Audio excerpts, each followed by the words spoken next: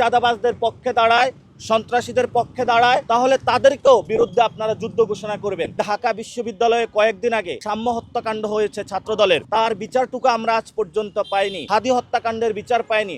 সকল হত্যাকাণ্ডের বিচারের দাবিতে আমরা মাঠে নামতেছি। যদি এই চাঁদাবাজদের পক্ষে দাঁড়ায়, সন্ত্রাসীদের পক্ষে দাঁড়ায়, আধিপত্যবাদের পক্ষে দাঁড়ায়, তাহলে তাদেরকেও বিরুদ্ধে আপনারা যুদ্ধ ঘোষণা করবেন।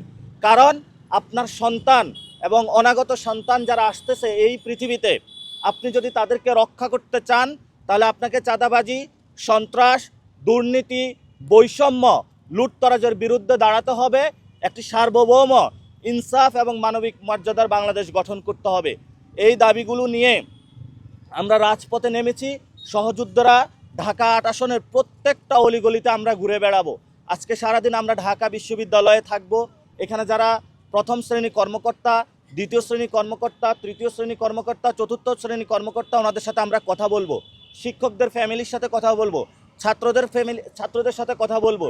এই জন্য কথা বলবো যে আমাদের শহীদ উসমান হাদি যে আজাদির লড়াইটা শুরু করেছিলেন, সে আজাদির লড়াইটা আমরা ইনশাল্লাহ চালিয়ে নিয়ে যাব এবং এই আজাদির লড়াই আমরা সমাপ্ত করা পর্যন্ত আমরা আগেও শপথ করেছিলাম ঘরে ফিরে যাব না।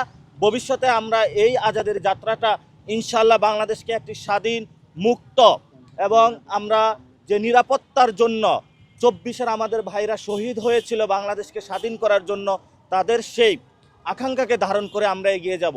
আপনারা জানেন এই ঢাকা বিশ্ববিদ্যালয়ে কয়েকদিন আগে সাম্য হত্যাকাণ্ড হয়েছে ছাত্রদলের, তার বিচারটুকু আমরা আজ পর্যন্ত পাইনি।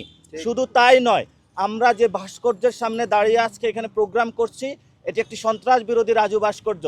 এই সন্ত্রাস বিরোধী রাজু ভাস্কর্য সন্ত্রাসের বিরুদ্ধে প্রতীক হয়ে দাঁড়িয়ে রয়েছে। এখানে রাজুর এখানে প্রতীক রয়েছে, যাকে সন্ত্রাসীদের নির্মম গুলিতে হত্যা করা হয়েছে। সাম্য হত্যাকাণ্ডের বিচার পায়নি, হাদি হত্যাকাণ্ডের বিচার পায়নি।